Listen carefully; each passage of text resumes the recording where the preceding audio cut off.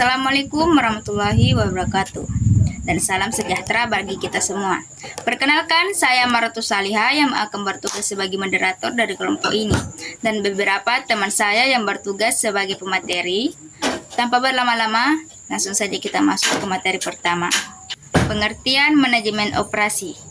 Manajemen operasi adalah area bisnis yang berfokus pada proses produksi, serta memastikan pemeliharaan dan perkembangan berlangsung secara efektif dan efisien. Seorang manajer operasi bertanggung jawab mengelola proses pengubahan input menjadi output.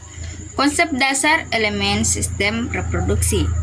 Dengan demikian, yang dimaksud dengan sistem reproduksi adalah merupakan suatu gabungan dari beberapa unit atau elemen yang saling berhubungan dan saling menunjang untuk melaksanakan proses produksi dalam waktu perusahaan tertentu.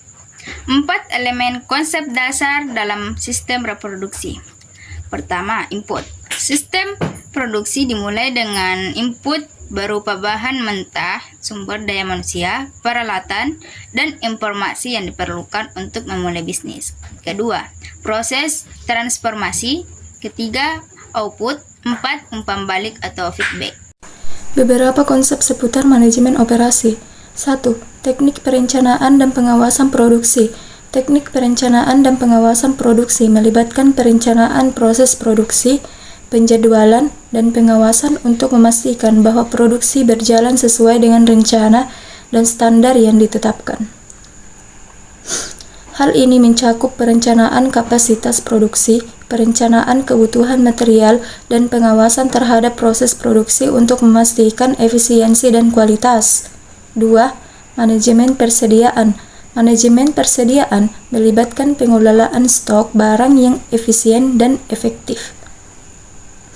Ini mencakup perencanaan persediaan, pengadaan barang, penyimpanan, dan pengendalian persediaan untuk memastikan ketersediaan barang yang tepat pada waktu yang tepat dengan biaya yang minimal. 3. Pengawasan dan pengendalian kualitas produksi. Pengawasan dan pengendalian kualitas produksi melibatkan pengawasan terhadap proses produksi, pengujian kualitas produksi, dan implementasi kontrol kualitas untuk memastikan bahwa produk memenuhi standar kualitas yang ditetapkan. Hal ini mencakup identifikasi cacat, perbaikan proses produksi, dan penerapan standar kualitas untuk memastikan kepuasan pelanggan. Selanjutnya, produktivitas dalam organisasi perusahaan. Pengertian produktivitas dalam konteks organisasi perusahaan mengacu pada kemampuan perusahaan untuk menghasilkan output atau hasil dengan memanfaatkan sumber daya yang tersedia secara efisien. Produktivitas dapat diukur dengan membandingkan output yang dihasilkan dengan output yang digunakan, seperti tenaga kerja, waktu, dan modal.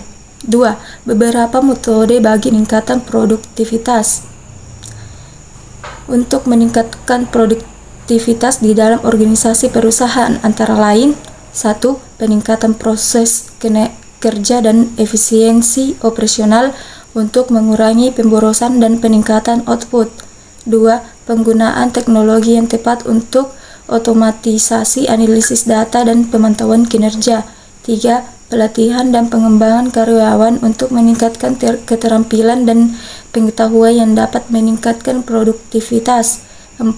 Penerapan sistem intensif yang mendorong karyawan untuk mencapai hasil yang lebih baik. Dengan menerapkan metode-metode ini, perusahaan dapat meningkatkan produktivitasnya dan mencapai tujuan bisnisnya dengan lebih efisien. 1. Pentingnya manajemen jasa. Manajemen jasa sangat penting karena jasa merupakan bagian penting dari perekonomian modern.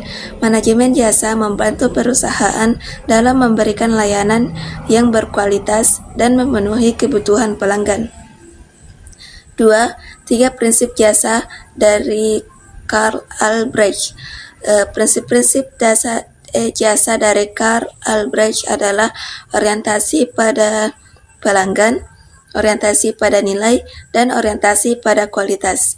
Orientasi pada pelanggan berarti memahami kebutuhan pelanggan dan memberikan layanan yang memenuhi kebutuhan tersebut. Orientasi pada nilai memberikan layanan yang sepadan dengan harga yang dibayar oleh pelanggan. Orientasi pada kualitas berarti memberikan layanan yang berkualitas tinggi. 3. Implementasi manajemen jasa. Implementasi manajemen jasa memberikan beberapa tahap, yaitu identifikasi kebutuhan pelanggan, desain layanan, pengembangan layanan, pelaksanaan layanan, dan evaluasi layanan. Setiap tahap harus dilakukan dengan hati-hati dan memperhatikan kebutuhan pelanggan. Pengertian perubahan dan manajemen perubahan. Perubahan mengacu pada transformasi atau modifikasi dalam suatu kondisi, proses, atau keadaan.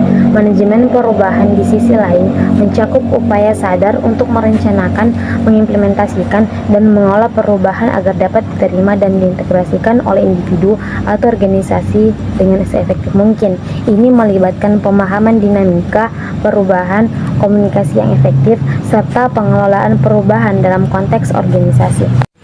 6 langkah dalam manajemen perubahan, diantaranya 1. Penetapan visi perubahan, 2. Analisis dampak dan persiapan, 3. Komunikasi yang efektif, 4. Keterlibatan dan partisipasi, 5. Implementasi perubahan, dan yang ke-6 evaluasi dan penyesuaian. Prinsip Tao dalam manajemen perubahan. Prinsip Tao atau Taoisme dapat memberikan pandangan unik dalam manajemen perubahan. Beberapa prinsip yang dapat diterapkan yaitu 1. Kelembutan dan kelenturan, 2. Keseimbangan, 3. Tindakan tanpa tindakan, 4. Penerimaan, dan yang kelima sederhana dan alami.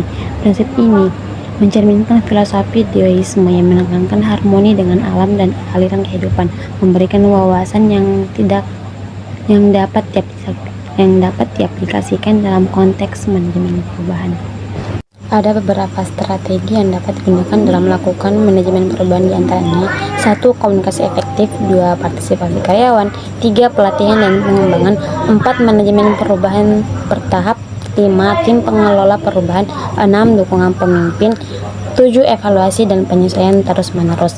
Dengan menerapkan kombinasi strategi ini, organisasi dapat meningkatkan kemungkinan keberhasilan dalam mengelola perubahan dan mengurangi potensi resistensi. Berbagai kendala yang dapat muncul saat menjalankan manajemen perubahan.